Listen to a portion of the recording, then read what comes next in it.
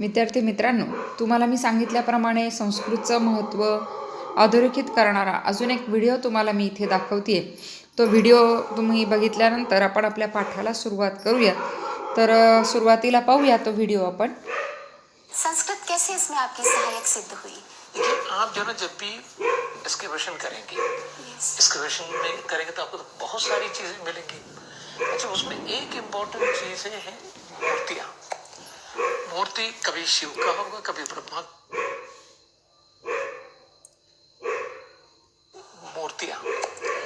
मूर्ति कभी शिव का होगा, कभी ब्रह्मा का होगा, कभी विष्णु का होगा. तो आपको इसको आइडेंटिफाई करना है कि ये किनका है, ये ब्रह्मा का है, ये विष्णु का है, या शिव का है, जो भी है. तो अगर शिव का है, शिव का तो खैर तो जटा मुकुट होगा, उनका तो खैर बहुत भारी जो है हेयर है, और उसी तरीके से उनका चर्म वस्त्र होगा. तो ये आइडेंटिफाई करने के लिए आपको कुछ श्लोक ऐसे हैं, जैसे जडी चर्मी शिखंडी च सर्वांग सर्वभावना हरिश्च हरिणाच सर्वभूत हर प्रभु. इट इज अल्टीमेटली ही, वो वही आखिर में सबको खत्म करते हैं. शाश्वतम शिवम अच्युतम. अगर कोई बचता है दुनिया में, दैट इज ओनली शिवा. तो इस तरह की. और यह विष्णु है. विष्णु के लिए, विष्णु का कई फॉर्म है आपका. तो एक फॉर्म ये है अनंत शेषाई विष्णु है, शांताकारम भुजगशयनम पद्मनाभम सुरेशम. या फिर आपका डिफरेंट अवतार है, मत्स्य कूर्म वराहस्य नरसिंह वामन तिथे. ये सब चीजें जो ना आपको इमीडिएटली आपको पहचानना है. तो संस्कृत के बगैर आप काम नहीं कर सकते. इसलिए एक तरह से मुझे दिलचस्पी था, मुझे लगा था कि जना मैं शायद पिछले जन्म में कोई ब्राह्मण परिवार में ही पैदा हुआ होगा. तो इसलिए मुझे एक लगाव होता है लैंग्वेज से, और फिर मैंने उसको आगे भी बढ़ाया, जो मुझे बहुत काम आया बाद में. यदि मूर्तिकला के विषय में हम बात करें तो हड़प्पा काल के बाद हमें सीधा प्रमाण मिलते हैं अशोका काल के, और अशोका काल माना जाता है 300 ईस्वी पूर्व का. और इससे पहले हमें कोई मूर्ति, कुछ भी प्रमाण हमें नहीं मिलता जो कि हम दिखा सके कि इस काल का ये प्रमाण है. अंधकारमय युग वो माना जाता है पहले करते थे जी. लेकिन बौद्धिक दृष्टि से ये बहुत ही उन्नत काल है. ऐसा कहते हैं कि पुराणों का रचना काल, उपनिषदों का रचना काल, ये यही काल है जो वो काल है. तो बिना किसी एविडेंस के, बिना किसी प्रमाण के आप कैसे ये प्रमाण देते हैं कि पुराणों का रचना काल या उपनिषदों का रचना काल यही एक पीरियड था, यही एक काल था? सही. इसलिए बहुत सारी चीजें हमको पहले से पता नहीं था. इसके बाद जब फिर एक्सकवेशन शुरू किया कई जगह पे, जैसे हस्तिनापुर है. हस्तिनापुर जो वैदिक काल में जो एक बहुत बड़ा राजधानी थे. उसके बाद महाभारत में कई जगह के तस्करा दिया है, रेफरेंसेस दिया है. तो उसमें लड़ाई अवॉइड करना चाहता था, तो उसमें पांडवों ने कहा कि हमें तो 5 जगह दे दीजिए. तो उसमें से एक है आपका इंद्रप्रस्थ, दूसरा है तिलपत, बागपत, सोनीपत. इस तरह की 5 जगह है. तो एक तो पहले हस्तिनापुर में एक्सकवेशन किया प्रोफेसर वी लाल साहब, जो इंडिया का माने हुए बहुत नामी के रामी आर्कियोलॉजिस्ट है. उन्होंने जब एक्सकवेशन किया तो उनको कुछ ऐसी चीजें मिली, ऐसी प्रमाण मिला, ऐसी पोट्री मिला जो 3rd सेंचुरी बीसी जो आपने कहा उसके पहले जा रहे हैं. तो उसके पहले जाने का मतलब है ये NBP कहते हैं, नॉर्थर्न ब्लैक पॉलिश्ड वेयर कहते हैं.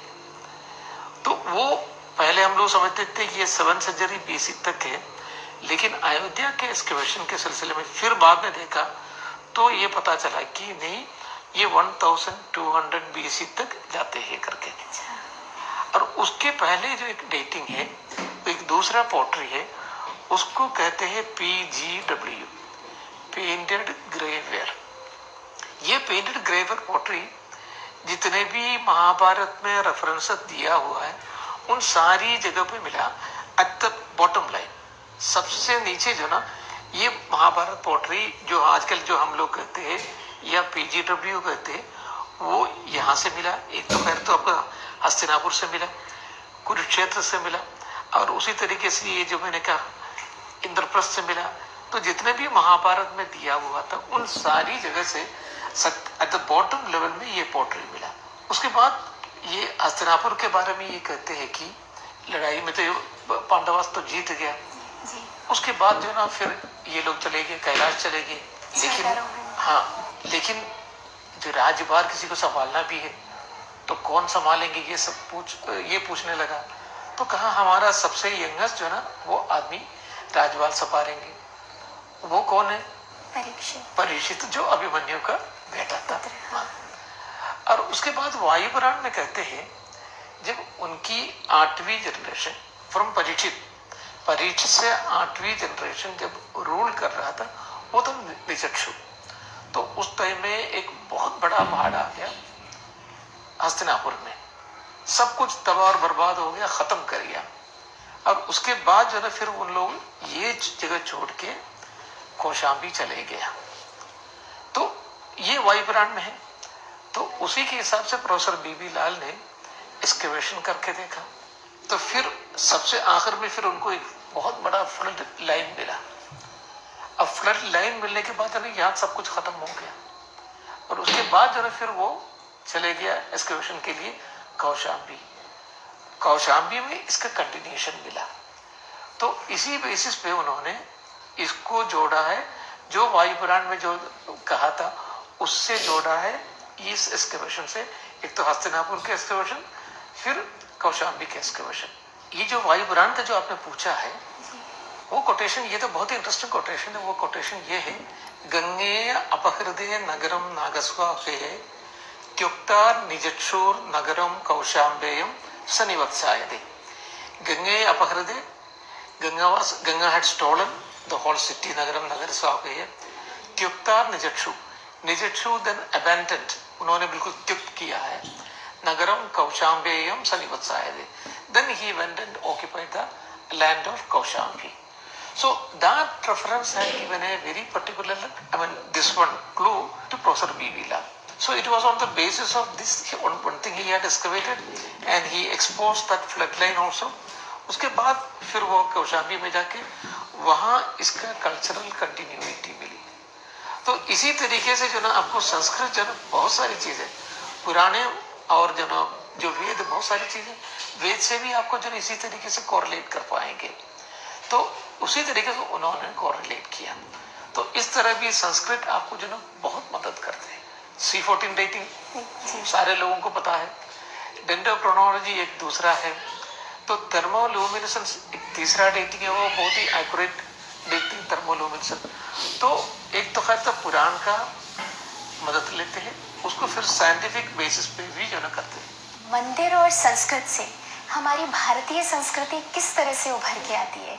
मंदिर में मैंने बहुत मेरे ख्याल में शायद more than 100 मंदिर जो ना मैंने बिल्कुल एकदम तबाह और बर्बाद हो गए थे, जैसे बटेश्वर में है, खत्म हो गया था पूरा बिकॉज ऑफ एन अर्थक्वेक। उसको पूरे की पूरा अभी तक 80 मंदिर मैंने खड़ा कर दिया है वहाँ सिर्फ बटेश्वर में ही। बाकी इंडिया का कई जगह पे जो इसी तरीके से मंदिर कई जगह पे, एक तो भोजपुर में एक बहुत बड़ा मंदिर है जिसमें सबसे बड़ा शिवलिंग है जो 27 फीट उसका हाइट है। पिछले 1000 साल से जो ना शिव के ऊपर जो ना पानी पड़ता था, बारिश की पानी, क्योंकि ये बनाया था राजा भोज ने। वो बहुत बड़ा इंजीनियर थे, बहुत बड़ा आदमी था, लेकिन कहीं उनकी कैलकुलेशन में, जो वेट का कैलकुलेशन में कहीं पर भी थोड़ा सा इधर उधर हो गया, और जब आखिरी जो स्टोन रख रहा था, सो वो that could not bear the entire weight, वो एकदम शिवलिंग के ऊपर गिरा। शिवलिंग को थोड़ा सा क्षतिभंग भी हुआ। तो क्षतिभंग होते हैं तो फिर अक्सर जो ना वर्शिप के लिए यूज नहीं करते, लेकिन इतना बड़ा शिवलिंग तो कोई बना भी नहीं सकते। तो फिर लोगों ने वर्शिप शुरू किया, लेकिन पानी इसी के ऊपर पड़ता था। तो मैंने 2005, 2006, 2007 में उसको बिल्कुल एकदम ठीक ठाक कर दिया, और बहुत बड़ा, बहुत अच्छा एक गार्डन भी चारों तरफ बनाया, इसके चारों तरफ बनाया। तो आजकल तो बहुत ज्यादा, बहुत अच्छा लगता है, और तो हजारों श्रद्धालु वहाँ जाते भी है। तो इन सब चीजें, अगर आपको कौन सी पार्ट कहाँ है, मंदिर जो ना बिल्कुल बिखर गया, खत्म हो गया, तो आपको जो ना ये पता नहीं लगेगा कौन सी पार्ट कहाँ से है। तो इसके लिए आपको संस्कृत की जरूरत फिर पड़ेगा, क्योंकि अगर आप ये मंदिर है, उसको नीचे का जो पोर्शन है उसको कहेंगे वेदिबद्धा, वेदी बंधन और कुछ भी नहीं है, आपका पैर है। जो कंसेप्ट है मंदिर का वो है इंसान, जो आप है वो ये है, जो प्रतिष्ठा है वो आत्मा है। तो it is a connection between, दोनों के कनेक्शन है, आत्मा और परमात्मा का कनेक्शन है। तो वेदी बंधा मीन्स जो आपके जो बिल्कुल एकदम पैर, उसके बाद जंगा कहते हैं, वो तो आपके ये पोर्शन, फिर आपका शिखरा कहते हैं, फिर ऊपर का। तो this is the same concept. अब ये एक एक चीज पता करने के लिए वेदी बंधा अगर है तो उसमें 3 पोर्शन रहेगा, एक तो होगा खुरा, कुंभा, कलश। तो इसी तरीके से एक एक पार्ट अगर आपको जानना है, again you have to go to Sanskrit text. तो उस जमाने में टेक्स्ट थे, मानसारा थे, माया मदद था, और सम्रांगण सूत्रधार एक बहुत बड़ा था, तंत्र समुच्चय था। तो ये सब चीजें आपको पता लगना है, और कहीं पढ़ा हुआ है उसको समझना है ये कहाँ पड़ेगा। तो इन सब चीजों के लिए आपको संस्कृत की फिर जरूरत पड़ेगी, और उसी हिसाब से फिर हम लोग जो ना दोबारा रिकंस्ट्रक्ट करते हैं। तो एक एक मंदिर जो ना बिल्कुल खड़े होते जा रहे, खड़े होते जा रहे, खड़े होते जा रहे। ये सब जो ना संस्कृत की मदद की वजह से हुआ, वरना नहीं हो पाता था। वार्तावली में हमारे कार्यक्रम में बात करने की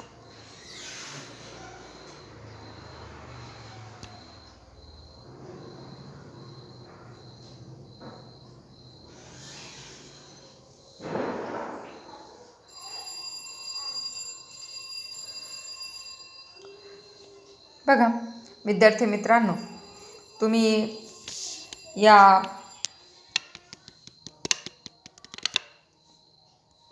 व्हिडिओच्या माध्यमातून संस्कृतचं महत्त्व तुम्हाला समजलं असेल. शिलालेख जे संस्कृतमध्ये आहेत त्याच्या अभ्यासावरून या सगळ्या गोष्टी शक्य होतात, आणि म्हणून संस्कृतचा अभ्यास गरजेचा आहे. प्रतिपदम संस्कृतम या पाठामध्ये ह्या सगळ्या गोष्टीच्या अनुषंगाने संस्कृतचं महत्त्व आपण एकदा अभ्यासणार आहोत. अत्र येतात चित्रमस्ती. चित्रे अत्र विमानतलमस्ति. विमानतलस्य प्रतीक्षालयः अस्ति. एतत् म्हणजे काय लक्षात आलं? प्रतीक्षालय म्हणजे वेटिंग रूम, विमानतळावरचे वेटिंग रूम. तत्र नैकाः जनाः सन्ति. ते सर्वे परस्परमध्ये चर्चां कुर्वन्ति. चर्चाद्वारा संस्कृतस्य महत्त्वं ते सर्वे कथयन्ति. वयं पश्यन्तु. पृष्ठक्रमाङ्कः 85. पश्यन्तु. संवादस्थलं विमानतलस्य प्रतीक्षालयः. केचन जनाः यात्रायाः आरम्भार्थं प्रतीक्षन्ते. केचन सुखेन निद्रामग्नाः. केचन कॉफीपानस्य आनन्दम् अनुभवन्ति. तत्र एका महोदया प्राप्नोति. सा उपविश्य किमपि पुस्तकं पठितुं प्रारभते. पुस्तकस्य मुखपृष्ठे संस्कृतसूक्तिसङ्ग्रहः इति शीर्षकं वर्तते. तद्दृष्ट्वा समीपस्थः कोऽपि महाजनः तया सह वक्तुं प्रारभते. महोदयः पृच्छति, अपि भवती संस्कृतं पाठयति? महोदया वदति, सस्मितं वदति, न खलु. लक्षात येते तुमच्या? ठिकाण काय आहे? विमानतलस्य प्रतीक्षालय, म्हणजे विमानतळावरची वेटिंग रूम आहे, आणि वेटिंग रूममध्ये ते चित्र असतं तसंच हे पाहिजे. खूप जण आहेत तिथे आणि ते वेगवेगळे आपापले कामं करतायत. काही जण वाट बघतायत, काही जण झोपलेत, काही जण कॉफी पान करतायत. असं वेगवेगळे लोक तिथे बसलेत, टाईमपास करतायत, कारण वेटिंग रूम आहे ती. येतं लक्षात? मग आता बघा, केचन जनाः यात्रायाः आरंभार्थं प्रतीक्षन्ते. तिथे जे काही लोक आहेत ते यात्रेच्या आरंभासाठी म्हणजे सुरुवात होण्यासाठी त्यांची प्रतीक्षा करतायत, वाट पाहतायत. केचन सुखेन निद्रामग्नः. काही जण काय करतायत? सुखेन निद्रामग्ना म्हणजे झोपले ते शांतपणे. केचन कॉफी पानस्य आनंदम अनुभवन्ति. काही जण कॉफी पान करतायत म्हणजे कॉफी पितायत. तत्र एका महोदया प्राप्नोति. का आगच्छति? प्राप्नोति म्हणजे प्राप्त झाली, पण मग महोदया प्राप्त झाली असं आपण मराठीमध्ये म्हणत नाहीत. तिथं एक महोदया आल्या. येतं लक्षात? एक स्त्री आली, आदरार्थी म्हणून संस्कृतमध्ये महोदया म्हणतात, तुम्हाला माहिती आहे. तर एका महोदया आगच्छति. सा उपविश्य किमपि पुस्तकं पठितुं प्रारभते. उपविश्य रूप लक्षात येते तुमच्या, कोणतं रूप आहे? लेवंत रूप. सा उपविश्य, ती तिथे बसून किमपि पुस्तकं पठितुं प्रारभते, ती पुस्तक वाचायला सुरुवात केली. पुस्तकस्य मुखपृष्ठे पश्यतु किमस्ति संस्कृतसूक्तिसंग्रह. त्या पुस्तकाच्या मुखपृष्ठावरती काय शीर्षक होतं, काय नाव होतं? संस्कृत सूक्तिसंग्रह. सूक्ती शब्द आठवतोय का? सूक्तीसुद्धा शिकलात पहा तुम्ही, सुभाषित, बरोबर. त्यामुळे संस्कृत सुभाषितांचा संग्रह असलेलं ते पुस्तक होतं. तद्दृष्ट्वा समीपस्थः कोपी महाजनः तया सह वक्तुं प्रारभते. तद्दृष्ट्वा, परत एकदा पहा, दृष्ट्वा कोणतं रूप आहे? पूर्वकालवाचक त्वांत. ते पाहून समीपस्थः महाजन. आता या महाजन शब्दाचा अर्थ इथे दिला पहा, महाजन. आता आपल्याकडे महाजन हे आडनाव असतं व्यक्तीचं, त्या महाजन या शब्दाचा अर्थ काय? मोठी व्यक्ती. कळते लक्षात? मोठा माणूस, मोठी व्यक्ती. कोणीतरी एक मोठी व्यक्ती तिच्याबरोबर बोलण्यासाठी म्हणून प्रारभते, सुरुवात केली त्यांनी. आता समीपस्थ शब्द मुद्दा म्हणून तिथं मी अंडरलाईन करून दाखवला पहा, तुमच्या लक्षात येत असेल. गृहस्थ उपपद तत्पुरुष, तसा तो समीपस्थ उपपद तत्पुरुष. समीपे तिष्ठती इति समीपस्थ. तर कोणीतरी एक जवळच असलेली एक मोठी व्यक्ती त्यांनी तिच्याबरोबर बोलायला सुरुवात केली. म्हणजे त्या जे सुभाषिताचं पुस्तक वाचवतो त्या ते बघून कदाचित त्यांच्या मनामध्ये क्युरिओसिटी निर्माण झाली आणि म्हणून त्या बोलायला आलेत, असं आहे बघा. ते महोदय काय म्हणतात? अपि भवती संस्कृतं पाठयति. भवती वेलांटी दुसरी आहे बघा, आपण. या भवतीचा अर्थ काय? आपण. आपण संस्कृत शिकवता का? पाठयति वा. तर ती महोदय असं स्मितम, पहा अव्यव समास आहे तो, स्मितेन सह. नाही नाही, न खलू, म्हणजे मी शिकवत नाही आहे असं ते म्हणाले. पण मग शिकवत नाही तरी पण पुस्तक कसं काय त्यांच्याकडे, ती एक उत्सुकता आहे ना त्यांच्या मनामध्ये. म्हणून मग ते काय म्हणतात पहा, महोदय वदती भवत्या समीपे एतम सुभाषित संग्रहं दृष्ट्वा मया एव चिंतितम.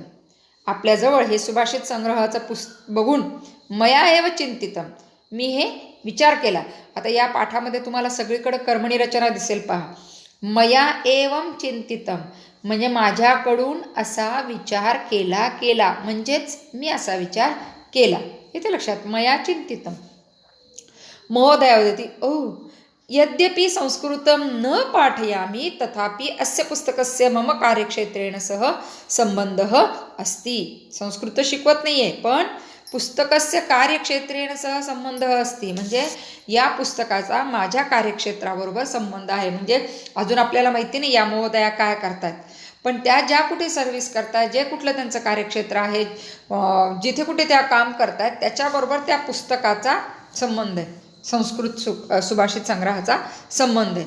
आणि मग असं इतकं म्हणल्यानंतर त्यांच्या मनामध्ये क्युरिओसिटी पहा, काय म्हणतात ते? महोदय वदति एवं कस्मिन् क्षेत्रे कार्यरता भवती. आपण कोणत्या क्षेत्रामध्ये कार्यरत आहात त्यांनी विचारलं. आता या महोदया कुठे कार्यरत आहेत, कुठे सर्व्हिस करतायत बघूयात आपण पुढच्या व्हिडिओमध्ये. आता इथेच थांबूयात. पुन्हा पुनर्मिलामः. शुभं भवतु.